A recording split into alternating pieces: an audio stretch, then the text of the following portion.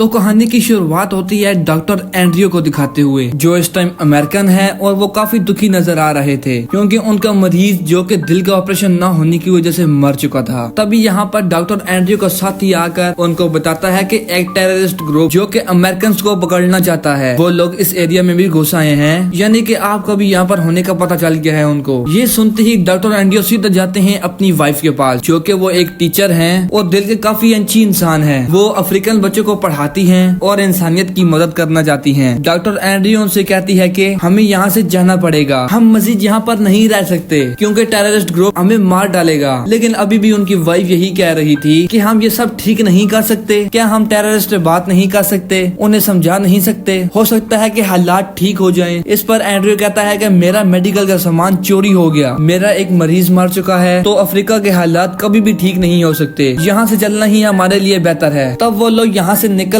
एक छोटे से एयरपोर्ट पर आते हैं जो तकरीबन बंजर ही था क्योंकि ये रेगिस्तान में था और यहाँ पर एक इकलौता ही प्लेन खड़ा हुआ था जिस पर बैठकर इन्हें वहाँ से जाना था। प्लेन की भी हालत ज्यादा ठीक नहीं थी, इसलिए पायलट जो कि बहुत ही लालची था वो बहुत सारे लोगों और बहुत सारा सामान लेकर जाना चाहता है। इसलिए जो मुसाफिर जो कि अमेरिकन ही थे वो भी यहाँ से जाना चाहते थे। इनमें 3 लोग शामिल थे, एक का नाम मैक्स था और बाकी उसके दोस्त थे। एक ब्लैक मैन था जो कि दिल का बहुत ही अच्छा इंसान है और इन सब का हेड था, वो भी इनके साथ जाता है। अपने अफ्रीकन साथी को अलविदा कहती है, जिस पर वो दुख के साथ कहता है कि मुझे अफसोस है इस बात पर कि हमारे मुल्क के टेररिस्ट की वजह से आप लोगों को यहाँ से जाना पड़ा। एंड्रयू पायलट के पास गया जिसका नाम ग्रैन था। जाहिर है कि वो लालची इंसान है, इसलिए वो इनसे काफी ज्यादा पैसे मांगता है। एंड्रयू ग्रैन को पहचान लेता है और उससे कहता है कि तुम वही पायलट हो ना जिसने मेडिकल का सामान लाना था। जानते हो वो सामान ना लाने की वजह से मेरे कई मरीज मारे गए और जो सामान मैंने अमेरिका भिजवाना था वो भी चोरी हो चुका है। ये बताकर एंड्रयू उसे समझाता है कि इंसानियत के साथ इस तरह नहीं करना चाहिए, ये बहुत ही बुरी बात है। यानी कि एंड्रयू और उनकी वाइफ दोनों इतने अच्छे हैं कि वो हमेशा चाहते हैं कि इंसानियत का भला हो जाए और वो सोचते हैं कि शायद हमारी बातों का असर ग्रहण पर भी हो जाए और वो मुतासिर होकर अच्छा इंसान बन जाए। प्लेन में ज्यादा सामान नहीं रख सकते थे, इसलिए लालची ग्रैन यहाँ पर फिर से कहता है कि तुमने मुझे सिर्फ अपने जाने के पैसे दिए हैं, ना कि तुम्हारे सामान के, तो आप सामान नहीं लेकर जा सकते। लेकिन मुसाफिरों की बार बार कहने की वजह से वो मान गया और कहता है कि अच्छा चलो ठीक है, आप सामान तो लेकर जा सकते हो लेकिन अपना सामान आपको अपनी गोद में रखना होगा। जिसके बाद वो सब लोग प्लेन में आकर बैठ जाते हैं। प्लेन के अंदर के भी हालात काफी खराब थे, लेकिन अपनी जान बचाकर इन्हें जैसे तैसे यहाँ से जाना था, वरना अगला प्लेन इनको अगले हफ्ते ही मिलता। वो लोग यहाँ पर रहना नहीं चाहते क्योंकि एक तरफ टेररिस्ट ग्रुप और दूसरी तरफ खूंखार जानवर, तो मजबूरन इन्हें इसी प्लेन में सफर करना था। जैसे ये प्लेन उठता है ये लोग सुख की सांस लेते हैं। सब ठीक ही चल रहा था लेकिन अचानक प्लेन हिलने लगता है। सब लोग ग्रहण से इसके बारे में पूछते हैं, जिस पर वो कहता है कि ऐसी कोई बात नहीं है, मैंने पहले भी कई सारे प्लेन उड़ाए हैं जो कि कई घंटों का सफर बनता है और मैं जानता हूँ कि प्लेन में कोई गड़बड़ नहीं है, आप सब लोग शांत रहिए। लेकिन गुस्से में डॉक्टर एंड्रयू सामने आ जाता है और कहता है कि मैं तो इतना जानता हूँ कि तुम एक लालची इंसान हो और तुमने प्लेन में अपना बहुत सारा सामान रखा हुआ है जिस वजह से प्लेन वाइब्रेट हो रहा है। अगर ऐसे ही चलता रहा तो जल्दी प्लेन डिस्ट्रॉय हो जाएगा। ग्रैन कहता है कि भाई ऐसी कोई बात नहीं है, आप चुपचाप अपनी सीट पर बैठ जाइए, मुझे मेरा काम करने दो, तुम लोगों को इन चीजों को नहीं पता भाई। लेकिन फिर कुछ ही देर में प्लेन बहुत जोरों से हिलने लगता है और उसमें आग लग जाती है और वो अब बहुत ही तेजी से जमीन की तरफ बढ़ने लगता है। अगले कुछ सेकंड में प्लेन जमीन पर गिर जाता है। प्लेन की तबाह होने की वजह से कुछ मुसाफिर मारे जाते हैं जबकि बचने वाले लोग जख्मी हो गए थे। डॉक्टर एंड्रयू हिम्मत करके उठा और आसपास जलती हुई चीजों को देखने लगा। मैक्स भी बच जाता है और एक दूसरा लड़का भी बच जाता है, लेकिन मैक्स की दोस्त इस हादसे में नहीं बच पाई, जबकि एंड्रयू, ग्रैन और मैक्स भी बच जाता है। एंड्रयू अपनी वाइफ के पास आया जिसकी हालत तो बहुत ही खराब है क्योंकि वो बहुत ही बुरी तरह सामान के नीचे दबी हुई थी, काफी जख्मी भी है क्योंकि उसकी टांग टूट चुकी है। एंड्रयू अपनी वाइफ को वहाँ से बाहर निकालने की कोशिश करता है लेकिन वो इतनी बुरी तरह से फंसी हुई थी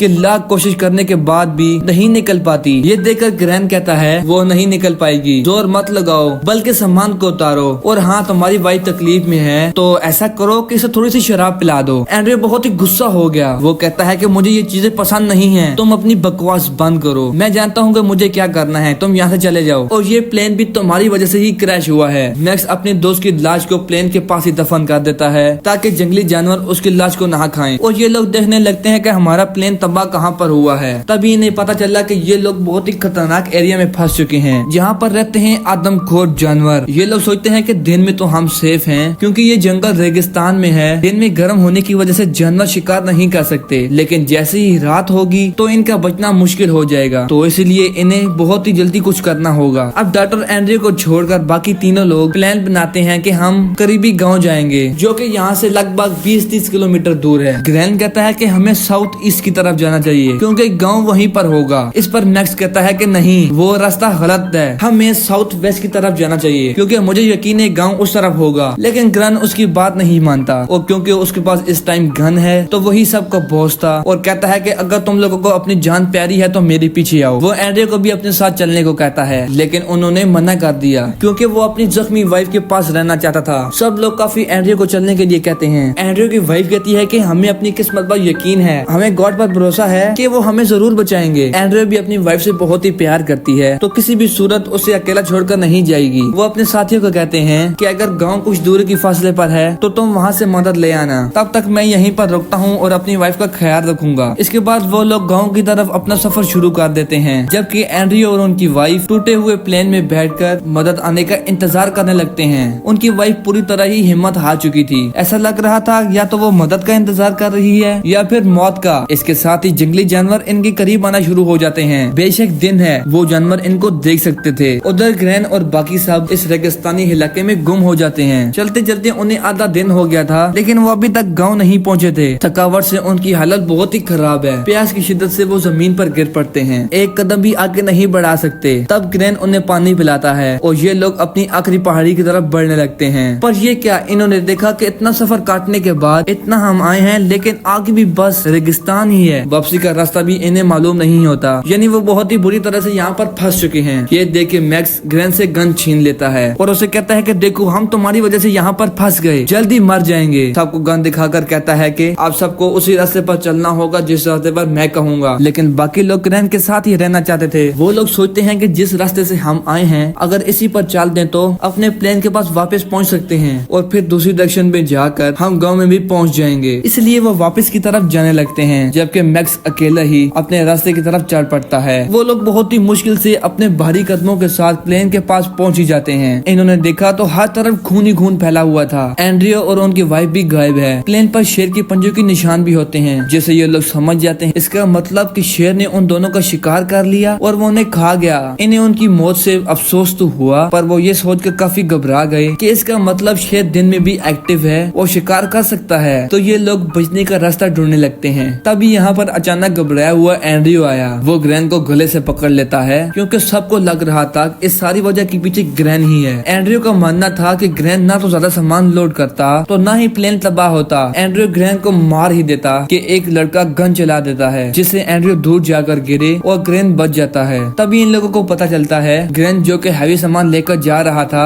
वो एक जानवर के सींग हैं, जो कि काफी महंगे होते हैं और काफी महंगे दामों में बिकते हैं और वो इसकी स्मगलिंग करता है। खैर डॉक्टर एंड्रयू अपनी बीवी की कब्र बनाता है और उसके पास बैठकर रोने लगता है। एंड्रयू के पास उनका हेड आया, जिसे रोकर एंड्रयू कहता है कि मुझे अफसोस है इस बात का कि मैं अपनी वाइफ को नहीं बचा पाया, मुझे और कोशिश करनी चाहिए थी, शायद वो बच जाती। इस पर हेड कहता है कि कोशिश, तुम शेर के खिलाफ कोशिश करते? नहीं यार मत करो अफसोस, खुद को मत कोसो क्योंकि ऐसा मुमकिन नहीं था और तुम्हारी वाइफ की किस्मत में यही लिखा था जिस पर उसे यकीन था। धीरे धीरे रात होने लगी। अब इन्हें जैसे तैसे रात गुजारनी थी या फिर कुछ करना था क्योंकि ये रात के टाइम पक्का किसी जानवर का शिकार हो जाएंगे और अब तो इन्हें शेर के गुर्राने की आवाजें भी आना शुरू हो जाती हैं। अब ग्रैन इन सबको बताता है कि हमारे पास रात गुजारने का सिर्फ एक ही रास्ता है और वो है कि पायलट कैबिन, जहाँ पर हम 3 लोग जैसे तैसे अपनी जान बचा लेंगे। तो अब ये लोग टॉस करने लगते हैं कि कौन से 3 लोग पायलट के कैबिन में बैठेंगे। मैक्स का दोस्त टॉस में हार जाता है, यानी कि वो रात को प्लेन के बाहर बैठेगा। जैसे ही रात हुई वो लड़का आग जलाकर प्लेन के बाहर बैठ जाता है, जबकि तीनों लोग पायलट कैबिन में। उसे समझा दिया गया था कि तुमने बस सोना नहीं है और आग को जलाते रहना है, क्योंकि जब तक तुम जलते रहोगे आग जलती रहेगी, तुम्हारी हिफाजत रहेगी और जैसे ही तुम्हारी आंख लगी और आग बुझ गई तो तुम मर सकते हो। ये लोग अब रात गुजरने का सिर्फ इंतजार कर रहे थे क्योंकि सुबह होते ही ये लोग उस गांव में चले जाएंगे जिसका रास्ता अब इन लोगों को पता चल चुका था। रात को ग्रांट किसी काम से बाहर आया। वो देखता है कि वो लड़का तो सो गया है और आग भी बुझ रही है। फिर वो उसे जगा कर कहता है कि लड़के होश करो, जागो और आग जला कर रखो, अपनी जान बचानी है। तो जिसके बाद ग्रैंड वापस कैबिन में आकर बैठ जाता है, लेकिन मैक्स का दोस्त वो लड़का जिसे बहुत ही नींद आ रही थी वो दोबारा से सो जाता है और आग भी बुझ जाती है। जहाँ अब अंधेरे में हम किसी की आंखों को चमकता हुआ देखते हैं, जो कि बल्कि और कोई नहीं यही शेर है जो कि अब प्लेन के बाहर आ चुके थे और उनकी जोरदार आवाजें अंदर बैठे हुए वो तीनों भी सुन रहे थे। अब एंड्रयू जो कि बहुत ही रहम दिल है, उसे लड़के के लिए बुरा लग रहा था। वो चाहता है कि ये लोग बाहर जाकर उसकी जान बचाएं, लेकिन बाहर शेर काफी ज्यादा थे तो ये लोग कुछ भी नहीं कर सकते थे। लेकिन फिर एंड्रयू कैबिन का दरवाजा खोल देता है, जिससे शेर अंदर घुसने की कोशिश करता है। हालांकि ये तीनों मिलकर जोर लगाकर दरवाजा बंद कर देते हैं, लेकिन शेर इतना ताकतवर था कि वो कैबिन को तोड़ने लगता है। तभी एक सांप जो कि अंदर कब का घुसकर बैठा हुआ था वो हेड को काट लेता है। मगर जैसे जैसे ये लोग कैबिन का दरवाजा बंद कर ही लेते हैं, एंड्रयू हेड की टांग पर रस्सी बांधता है और कट लगाकर बहुत ज्यादा खून निकाल देता है, जिससे सांप का जहर भी निकल गया और उसकी जान भी बच गई। लेकिन उसकी हालत बहुत ही खराब थी। सुबह जब ये लोग कैबिन से बाहर आकर देखते हैं तो इनका वो साथी बाहर नहीं था, यानी कि वो भी शेरों का शिकार हो गया है। फिर ये सभी लोग उसी गांव में जाने का फैसला करते हैं, क्योंकि दिन का टाइम है तो अभी इन लोगों को कोई भी खतरा नहीं होगा। अब एंड्रयू जो कि इतना कुछ देख चुका है वो हिम्मत हार जाता है और पूरी तरह टूटकर पेड़ के साथ बैठ जाता है और लोगों से कहता है कि मैं तुम लोगों के साथ नहीं जाऊंगा, मैं हिम्मत हार चुका हूँ भाई, यही मेरी किस्मत है, मैं अपनी वाइफ के पास जाना चाहता हूँ, तो मैं यहीं पर रुककर अपनी मौत का इंतजार करूंगा।